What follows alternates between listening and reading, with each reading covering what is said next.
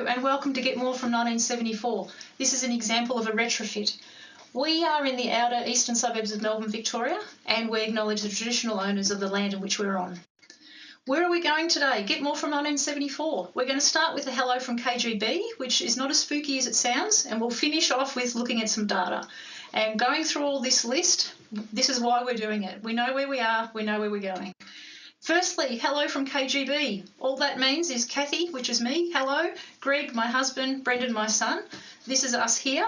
Now, please note we are not experts, we're not architects, we're not builders. Our home, it's definitely not modern or pretty. There's a lot of homemade stuff that we're going to be sharing with you today. It's definitely a warts and all story, and of course you're welcome to take what you need from it. Why 1974? Well, simply our house was built in 1974.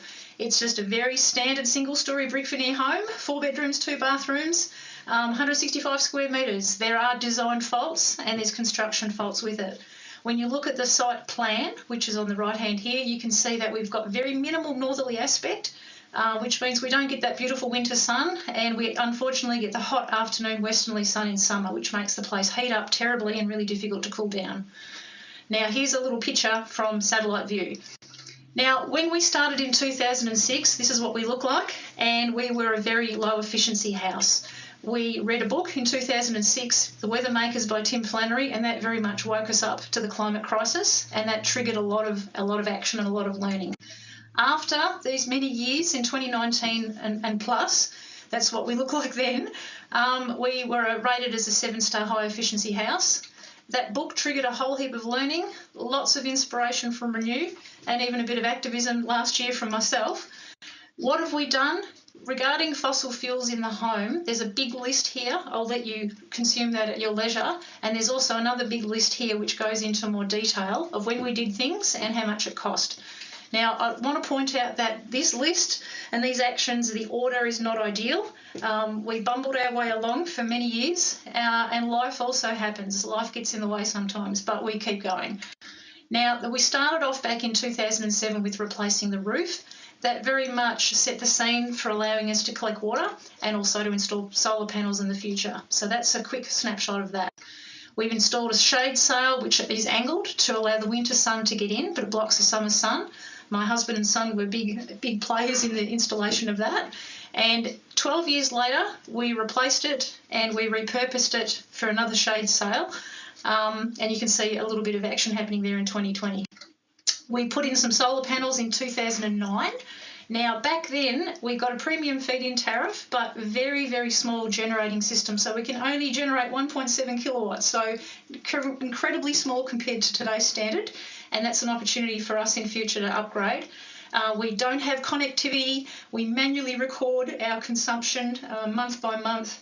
So it's not as trendy as what you've got these days. So as I said, it's an opportunity for us for the future. We retrofitted our windows with magnetite double glazing.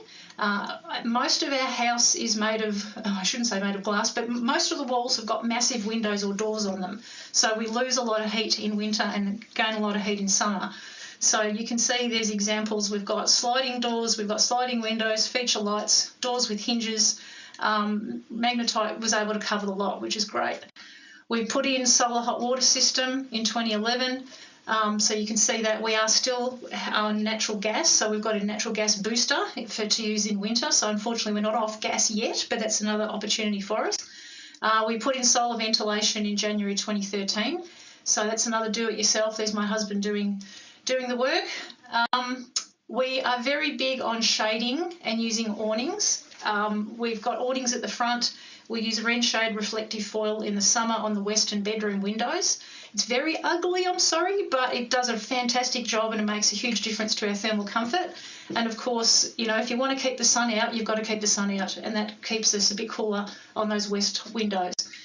As I mentioned, very much do-it-yourself and homemade stuff here. You can see my son and husband made another shade cloth for external use to protect the garden and my son's window. There's our repurposed shade sail over on the east windows in the dining room, and the east windows down there in the a couple of extra bedrooms there. So really you've got to keep the sun out if you want to keep the place cool. And of course, we're very lucky we do have some deciduous trees at the front of the house, which does provide some shade in summer and allows the winter sun to get in. We're big on passive heating and cooling.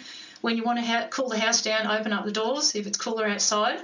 Living in Melbourne, we do tend to get heat waves and we have a southerly blast. We're very well set up to make use of that with all the different windows and doors we've got around the place, particularly now that we've got our triple lock security doors, which allows us to go to sleep with peace of mind and leave the doors open overnight and windows open so that we get that cool breeze through. In winter, of course, the aim is to stay warm and got to stop the leaks.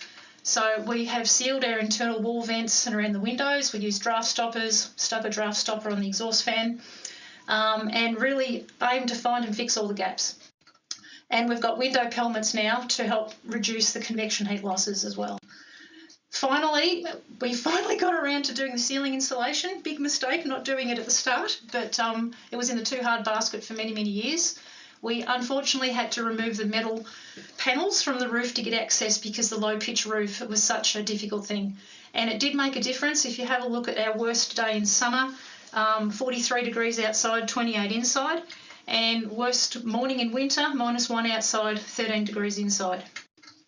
If we look at on the road, we have spent a fair bit of money over the years on electric vehicles. So I'll give you a very quick rundown of that. And of course, this is unfortunate Victorian EV tax in at the moment. Our EV journey started in September 2012. There's my son looking at the charger going in. We upgraded in 2017 with the BMW i3, joined AEVA in February 2018, changed the colour of the roof in 2021 to cool it down a little bit. You can see the key details of how we manage the charging. And just to let you know, that charge point charger, we're going to soon replace it with a Zappi because we are getting rid of the diesel car and getting a Tesla Model 3 long range coming soon. So that's pretty good.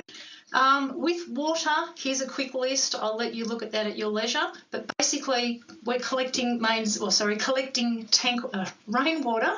We've got 3 collection steel tanks that we had plumbed to the main storage tank, plumbed them directly to the toilets, and of course we've got a tap to use on the garden outside. We try and save as much water as we can. You can see we put a 5th rainwater tank in, which we use with the watering can. Water efficient washing machine, and we collect water when we need to and reuse it. Does this make any difference? Sure, we've gone from a 2 to a 7-star home, but what does it mean for our actual consumption of electricity? Here's the raw data, manually inputted bill by bill into a spreadsheet. You can see that it's below the 2019 benchmark numbers, but you can see it's trending up a little bit. And the main reason for that, we don't have much generating capacity with the solar panels. We do have an EV and there's a step change there. When the i3 came along, there's another step change with charging. So EVs do take more electricity to use and to charge, so be it. With gas, you can see very, very seasonal. We're still below the benchmark for the 2019 data. But you can see that when we put the glazing on the windows and sealed the leaks, I think that the shoulder consumption has dropped, and we certainly insulated the ceiling very late in the piece, but I think it's made a difference. And with water again, we're still quite low consumers.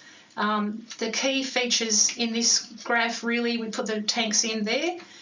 We needed to have a higher flow rate for our solar hot water system, which made a step change there. The washing machine needed tap water, not rainwater, and we have run out of water a couple of times over the years with droughts. So that's where we are with water. So if there's any questions, please get in contact through Renew. I hope you've got something out of it. Thank you so much for your attention, and good luck with your next step. Thank you. Bye.